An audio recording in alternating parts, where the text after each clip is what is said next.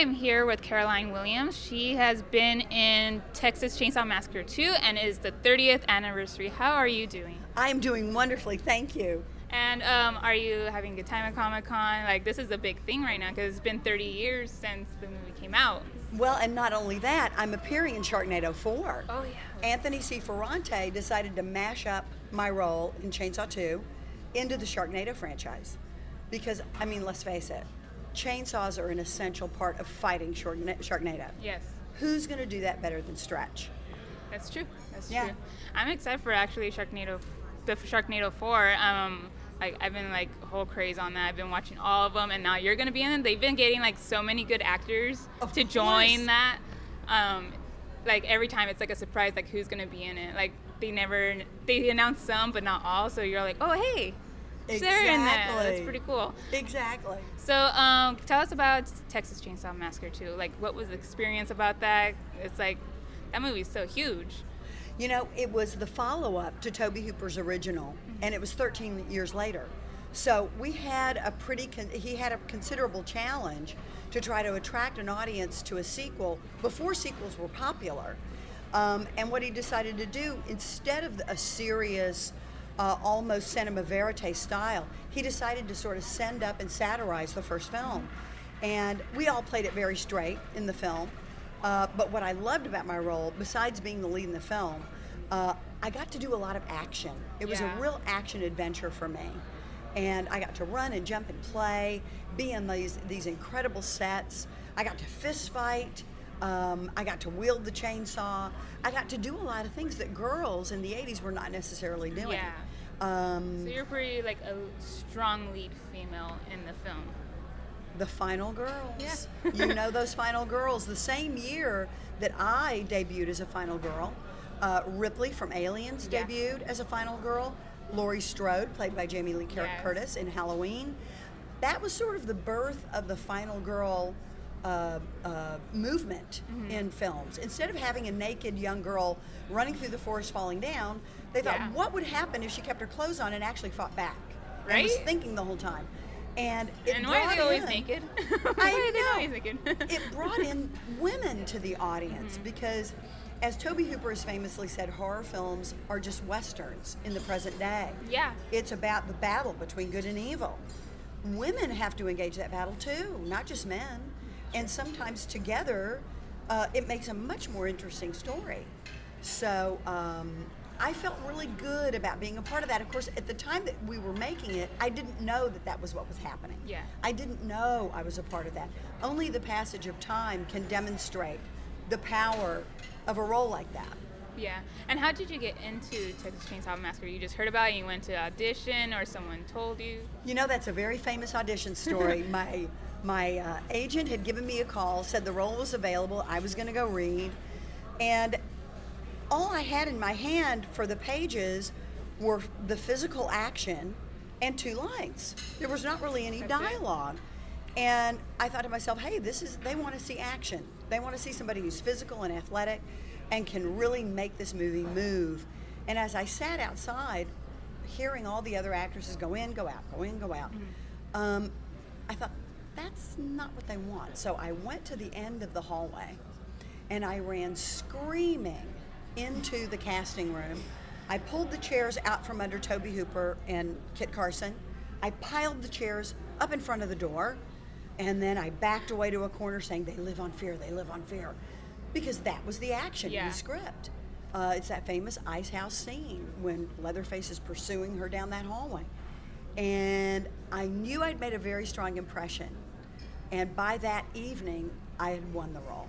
Nice. And there were about 450 women who auditioned in New York and LA. And were you like the only one that like literally emphasized, like did the whole thing, you just poured your like heart into that? It was a unique moment for the filmmakers, and I think in that moment they thought to themselves, this is Stretch. This is what she would do. And were you always into horror films, or like? I loved scary films. I grew up with the Universal monsters, The Thing, Attack of the 50-Foot Woman, Invasion of the Body Snatchers, Frankenstein, Dracula, Creature from the Black Lagoon. I loved those stories. And then as I got a little bit older, I really embraced The Omen, The Exorcist. Yeah. Those were really scary movies. They're still scary They're to this still day. scary to this day. Like, it takes me like 5 days to finish The Exorcist uncut. I'm like, well, nope. and I never watch them at night. I'm a daytime movie watcher if it's going to be scary. Yeah. Because I do not want to be thinking about it while I'm trying to fall asleep. True, you like, I just need to go out my day and let it like get out of my mind. Exactly. Then you can do it. Then it's easy. Yeah. Go on that 9 a.m. theater. Exactly. The 10 o'clock show. Yeah. And what else movies have you also been in, been a part of? Well, I'm best known for my horror sequels: Leprechaun 3, Stepfather 2, Hatchet 3. I've been a part of a lot of those because whenever you're doing a sequel, it's got to be bigger and better and badder if you want that audience to come back. Yeah. And I've been really pleased to be able to work with a lot of great filmmakers: Jeff Burr, B.J. McDonnell, Brian Trenchard Smith. I've had a terrific time working in the films as well. They're always really funny. Yeah. There's always a subversive and strange kind of humor that goes along with them. Yeah. But they're very much action films. And I like being physical in films. I like fighting. I like running. I like knocking somebody in the head. That's what appeals to me. And horror will always be a genre that is very heavy on action. And do you have a favorite movie that you've been a part of, like Texas Chainsaw Massacre 2 or Hatchet? I almost always go back to the very first one Right. because it really set the table for the rest of my life. You know, I did that movie. It established me as an actress. It took me to LA. I got married. I had kids. I've had this incredible life. And it was waiting for me once my children got into high school, and it freed my time up to get back into the game. The beauty of horror, the devotion of those fans, and their ongoing interest in me and what I'm doing, and what characters I can play now. Yeah. That has been very moving and very important to me. Yeah, because horror films always have really strong followers. They always want the best. They want someone to like push the limits to scare them even more. Absolutely. So, absolutely. And with Sharknado 4, are you like happy to be a part of it since it's like it's becoming like a cult classic with all these movies? I pursued that movie. I friended Anthony C. Ferrante on Facebook. I had seen the first film with my sons, who were young teenagers then. They were insane for that film. They loved it. They couldn't stop watching it. The second one came, all their friends came over. Yeah. The third one came, we had to have fish sticks. I mean, it grew and grew and grew in their minds. And the more I watched it, the more I thought, this guy is a great filmmaker. He's on a limited budget. He's only got a couple of weeks to finish. He composes the music. He writes the songs. He comes up with plot twists and scenes that nobody can see coming because there are no rules in Sharknado. Yeah. He makes the rules as he goes along. It's very spontaneous and very entertaining. Very spontaneous. And he, like you said, he brings in all these cameos. These actors are having a great time. They're a part of a social media phenomenon as well.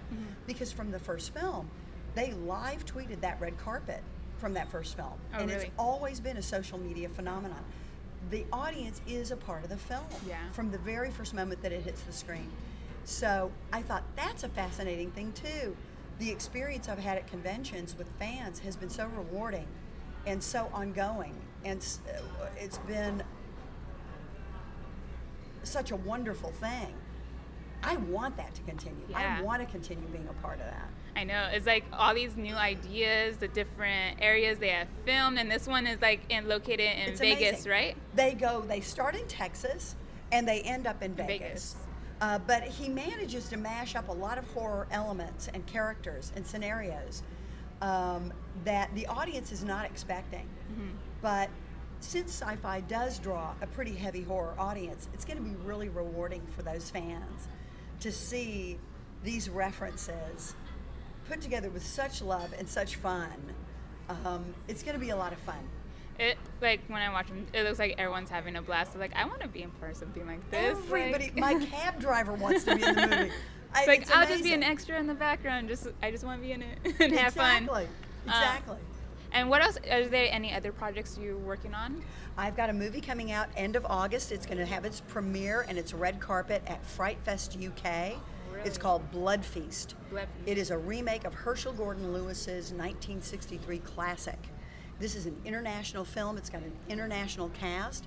We shot in Germany and Paris.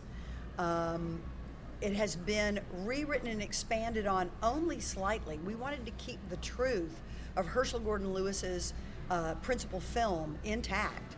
But Marcel Waltz, our director, makes it so much better. I play opposite Robert Russler, who you know from the Nightmare on Elm Street series, and the incredible Sophie Monk, she's from Australia, and a whole host of European actors and cultural figures that the audience will also recognize. Nice. And what are you guys doing special for the 30th anniversary for the Texas Chainsaw Massacre 2?